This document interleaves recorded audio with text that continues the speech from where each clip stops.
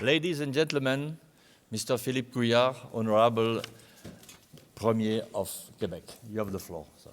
Thank you. Good morning. Let me try. Guten Tag? Not too bad.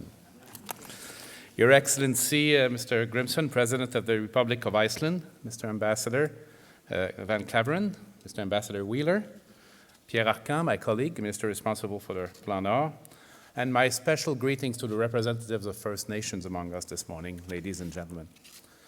Hello everyone, good morning. I'm truly pleased to be here with you at this second Arctic Circle Assembly. First, I would like to thank the organizers of this high-level event, and I would also like to extend my special thanks to Mr. Grimson, President of the Republic of Iceland, who, following a visit in Quebec last June, decided to invite me to attend this assembly in order to present our northern plan called Plan Nord, and to say a few words about Quebec's role in the Arctic. Quebec, that I have the honor of leading, is an amazing place with a land mass of over 1.5 million square kilometers, a population of a little bit more than 8 million people, a GDP of $354 billion Canadian. It builds on the talent of the men and women who live within its borders and its rich and diverse natural resources. Geography has been generous to Quebec, including its size.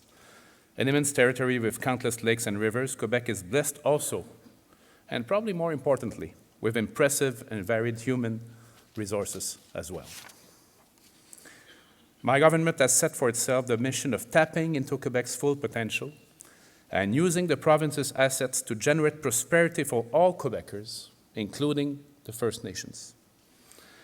In terms of external economic relations, we know we must do better. We need to enhance our presence on an increasingly global market and attract a greater share of foreign investment. I am convinced that two major initiatives will reassert Quebec's openness to the world and contribute to our prosperity. I am speaking here about deployment of our maritime strategy, but above all for you all today, the revival of our Plan Nord in all of its dimensions, economic, social, and environmental. In 2011, Quebec's previous Liberal government launched the Plan Nord initiative. As of 2014, the government that I've led since our most recent general election has breathed new life in the initiative. Over the coming month, my government intends to present a tangible vision for northern development. The location, climate, geographical, physical, and social characteristics of the Plan Nord territory are what make Quebec a Nordic and Arctic state.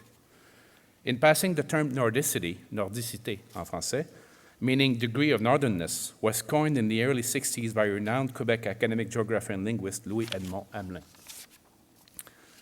Plan Nord will be deployed between now and 2035. Close to $50 billion will be invested over this period, both publicly and privately. Plan Nord will mean planned and integrated development of economic, mining, energy, social, cultural, and tourism potential in the part of Quebec located north of the 49th parallel, above the St. Lawrence River and the Gulf of St. Lawrence. It is a project of unprecedented scope. Unprecedented, I would say, not only in Quebec, but worldwide. Why? Because it covers a land area of 1.2 million square kilometers. There aren't many places in the world with this kind of potential for development. What we're talking about here is a tailor-made development initiative for 72% of Quebec's total land mass, an area more than 11 times bigger than Iceland and 28 times the size of Denmark, if we want to compare it to two Nordic countries. Through Plan Nord, we want to tap into the incredible potential of this geographical region by deploying an exemplary sustainable development project. Plan Nord reconfigures Quebec's economic development map for the greater good of current and future generations. Let me explain how. Northern Quebec is in a class of its own when it comes to the size of its forests and scopes of its forestry industry. Indeed, from east to west, the territory boasts 200,000 square kilometers of commercial forest, more than 53% of Quebec's harvestable forest area. It is also home to a large number of wildlife species appreciated by hunters and fishers, including caribou, moose, and Arctic char, only to name three. In terms of mineral resources, it plays a pivotal role. The mining industry has been present in the northern part of our province for decades, and it is dynamic and diversified. The North is responsible for Quebec's production of nickel, cobalt, platinum group elements, zinc, iron ore, ilmenite, as well as a large share of the province's gold and diamond production. It is also blessed with lithium, vanadium, and rare earth elements. As you know, a number of rare earth minerals are used in the information technology, robotics, medical instrumentation, aerospace industries, as well as to make solar panels, wind turbines, and electric vehicles. But let me say that the Plan Nord is not only about mining. It's also about energy, future generations, and social development of communities. As for energy, Northern Quebec is the envy of the world. Via government-owned Hydro-Quebec, our province is the world's fourth largest producer of hydroelectricity, a green, renewable energy that, among other things, has enabled the development of our world-class aluminum industry. And I was hearing, Mr. President, that Iceland electricity is 98% or 99% renewable. We're about in the same waters, about 95%, most of it from hydroelectricity. Through its hydroelectric installations, Hydro-Quebec contributes significantly to northern development. More than 3/4 of the power generated by our large dams comes from the Plan Nord territory. Northern Quebec also has great ecotourism potential, thanks to its rivers and lakes, geophysical features, untamed nature, protected areas, opportunities for wildlife watching, possibility for cruises, and tours of major hydroelectric facilities. We are committed to developing this territory for the benefit of local population and all Quebecers by ensuring that all projects are socially acceptable. Optimizing the economic impact of major northern projects is an important lever for ensuring that development of northern communities is both coherent and sustainable. Efforts are underway to make sure that northern development benefits communities in a tangible way. Quebec's Plan Nord, I want to say it again, is based on values of respect, openness and listening, dialogue and solidarity. It has been designed and will be deployed in close ongoing partnership with local communities, especially populations who have occupied the land for thousands of years. Throughout the Plan Nord process, the First Nations and Inuit communities concerned by the initiative, they have rightly expressed their desire for full participation as partners in planning, implementation, in a framework respectful of their aspirations and real-life contexts.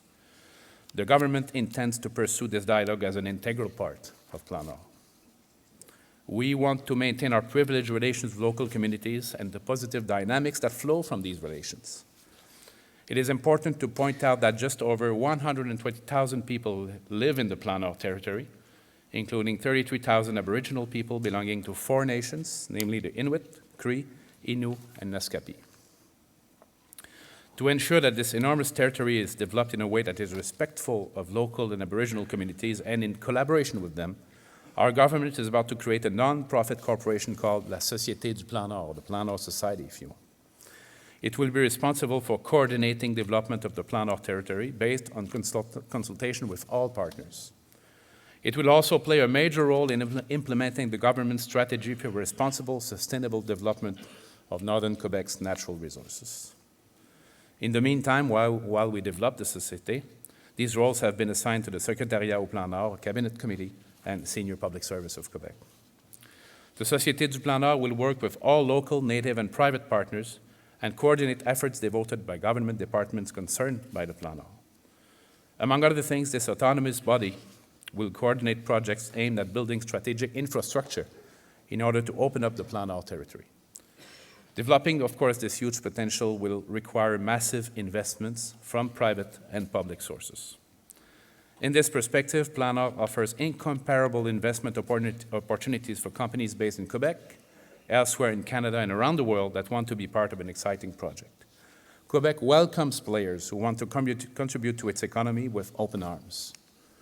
It offers investors a solid and vibrant business environment, a stable and secure political context, commercial innovations and achievements, educated and diversified manpower, clean, renewable, and reliable energy, modern transportation infrastructure, a competitive tax system, and highly competitive operating costs. In short, Quebec provides investors with a clear, predictable framework.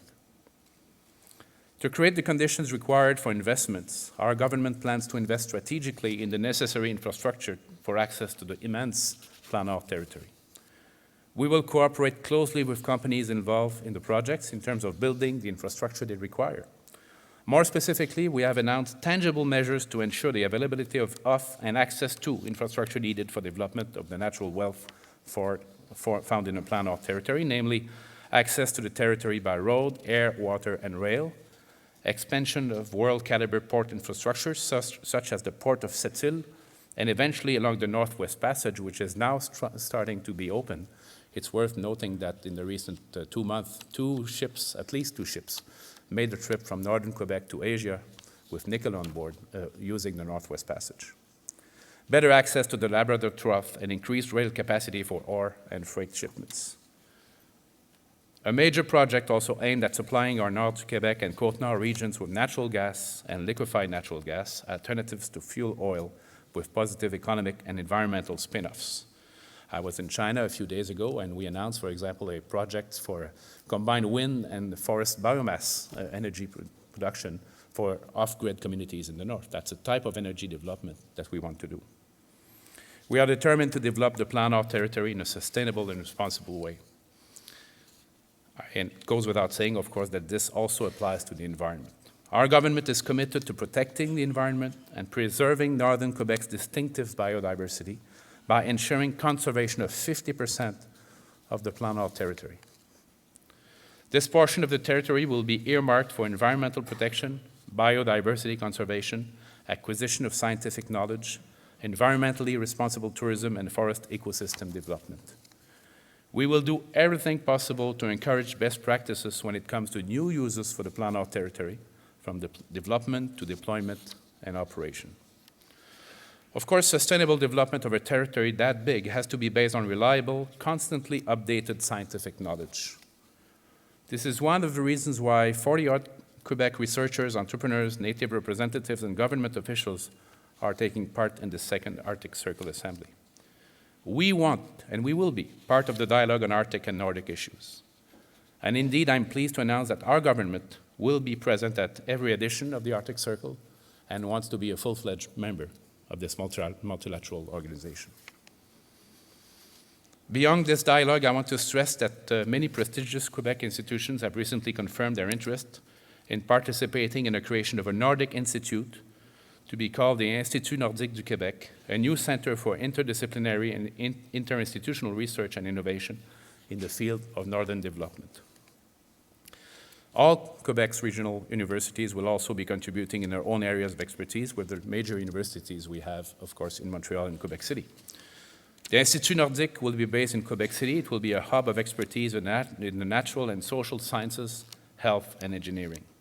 It will help provide governmental and private sector decision makers with the scientific knowledge and technical know-how required for sustainable development of northern Quebec.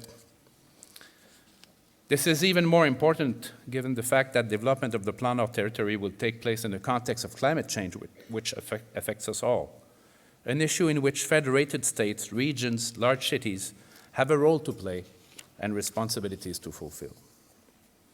Quebec is working on this challenge with a view to the 21st Conference of the Parties to the UN framework, known for short as COP21, to be held in 2015 in Paris.